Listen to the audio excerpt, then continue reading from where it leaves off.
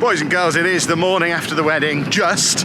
It's like 3 minutes to 12. We're definitely getting our money's worth on our Premier Inn. Just had our first Premier Inn breakfast in about 2 years. It was pretty tasty, but we do now need to head home. And that's not the only travelling that I've got to do today. I've got to drive back to Peterborough. And then I think Short Stay wants to go back to Nottingham today.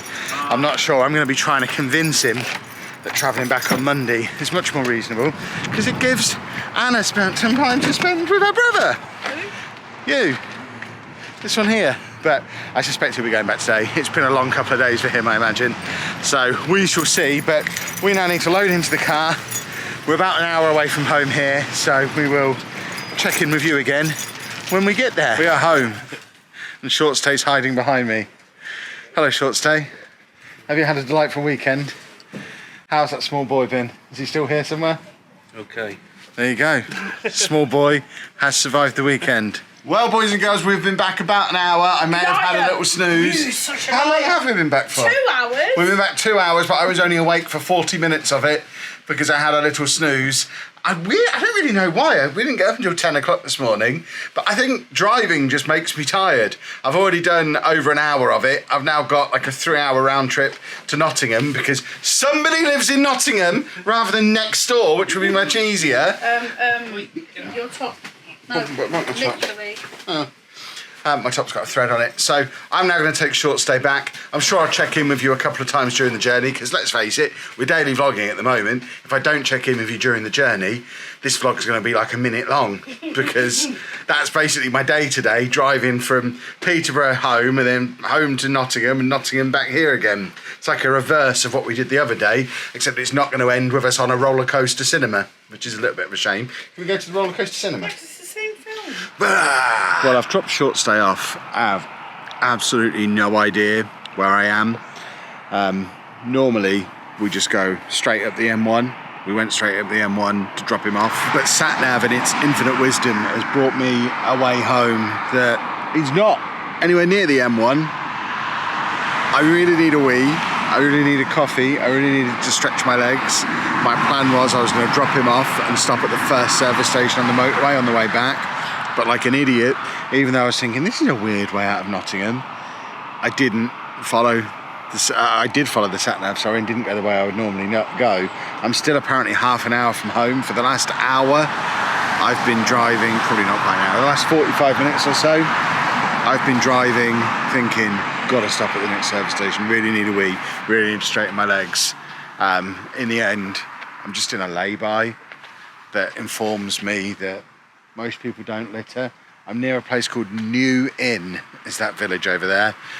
The sat-nav tells me I'm still about at least half an hour away from home. I haven't seen a service station. I'm straightening my legs and just walking about a bit, trying to wake myself up and convince myself I don't need a wee. There's bushes here. I'm not going to wee in the bushes.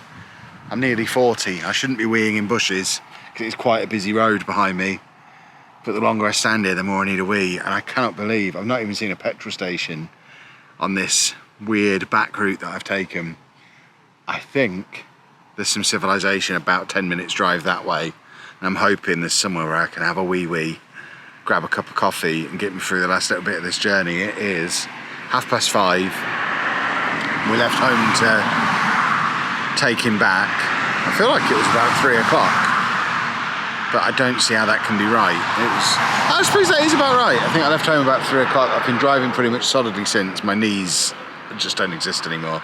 I've done so much driving over the last few days, doing the back and forth to Nottingham and then over to Peterborough on Friday, and then on Saturday, of course, driving all around, all over the place, fetching the girls, going back and forth to the wedding, even the little run to McDonald's. The McDonald's we went to last night after the wedding was opposite the hotel me and Anna were staying in, but 20 minutes away from where the girls live and 15 minutes away from where the wedding was. So we went from the wedding, drove 15 minutes basically back to our hotel, then drove 20 minutes to get the girls back home again, and then another 20 minutes back to where we were. So even that was an hour's drive. And then of course we've driven back from Peterborough this morning. I've driven to Nottingham and then back to here again.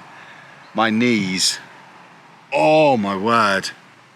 I think I've got some kind of arthritis situation going on after years of having pickled knees. Oh, they hurt. I can't bring myself to get back in the car yet.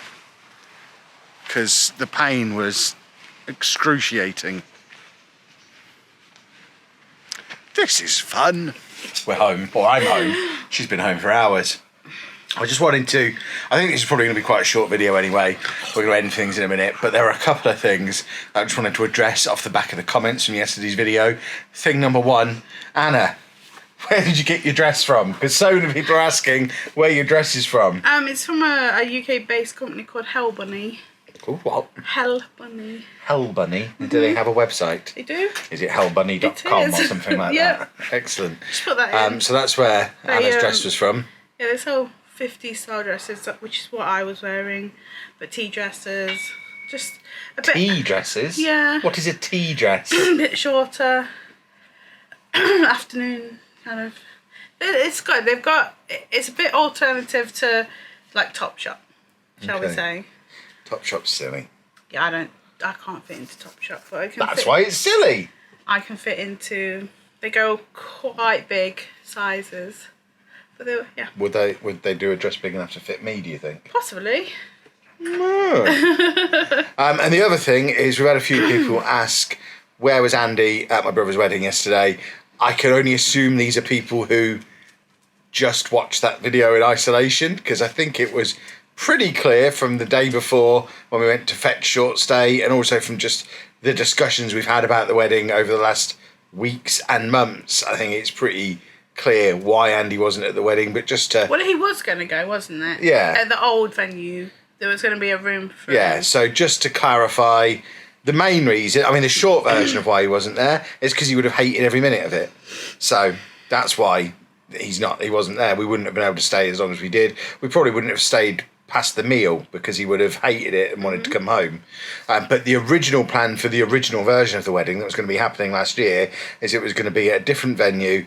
There was going to be a room set aside for Andy as a little quiet escape place. We were going to have a hotel room on site and basically be able to come and go as we pleased throughout the day.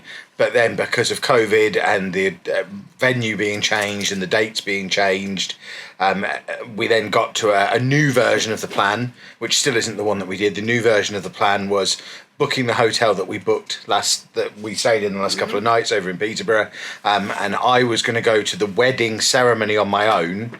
Then with the girls, with the girls, yeah. Me and the girls were going to go to the wedding ceremony on our own and the meal on our own, while Anna and Andy were going to be in that Premier Inn during the day, just basically keeping Andy amused. Then I was going to come back between the meal and the reception to collect them, and Andy would maybe have an hour or so at the reception and just kind of show his face. But of course that meant Anna would also only get an hour or so at the reception and wouldn't be able to be involved in the rest of the day. And then a couple of things kind of happened at the same time. Thing number one, we found out we weren't able to actually go to the ceremony because they had a limit of 10 people, I think, at the ceremony because of the COVID rules. So you got like the four of them because you got the kids as well, your dad, her mum and basically dad. We couldn't be included in that. So as soon as that happened and it then all shifted to the one venue, because the wedding was somewhere different to the other stuff, but as soon as it was all going to be in that one place, the whole me leaving part way through and collecting them didn't really make any sense anymore, because I was going to be doing that on the in-betweeny bits. So we kind of thought, well, is Andy going to get anything out of it, or are we... If we take him, is it for him, or is it because we feel like we should? And it was pretty clear. It was just, we felt like we should, because that's what you do. But actually, if you think about what he wants and what's best for him, it's his idea of a nightmare. It's loud. It's loads of people who he doesn't know. The marquee area was dark with bright lights shining and loud music playing and a load of strangers. He would have just hated every part of it. So yeah, that's why Andy wasn't there. And I think anyone who reacts thinking that it's bad that we made that decision is probably thinking more from a standpoint of what society expects from a neurotypical person rather than what's in Andy's best interest. He absolutely didn't feel left out. He would have hated it. He wouldn't have known. He doesn't know. He doesn't care. And if he was given the choice to go and do what we went and did, he would say no. And if we made him, he would force us to take him away again very soon. So it was the best outcome for everybody. He's been asking for a weekend with short stay, watching Friends for like 2 years. So he got to do that. We got to catch up with Short Stay. He got to watch the last episode of Friends over and over again with Short Stay, which was apparently what he wanted to do. So they got to have a nice weekend. We got to go and do our stuff and actually be a part of the entire day rather than having to just do little snippets of it and be chasing around after Andy and trying to keep Andy quiet and, you know, all that kind of stuff. So, yeah, exactly. I think it's worked out well for everybody. We got a little bit of respite, which we've not had since we moved house as well. So we got a little bit of a break. And, yeah, it's just all worked out really rather nicely. But I now have lots of catching up to do. It's just gone 7 o'clock. I've got the posh match from yesterday to watch. In your room. Yeah, I've got the wrestling from Friday night to watch. And I've not played Minecraft since Thursday. Oh, gosh. And I'm getting a little bit twitchy about it. So I'm going to go and play some Minecraft whilst watching some football and then some wrestling and then back to business as usual tomorrow. And we'll see you then.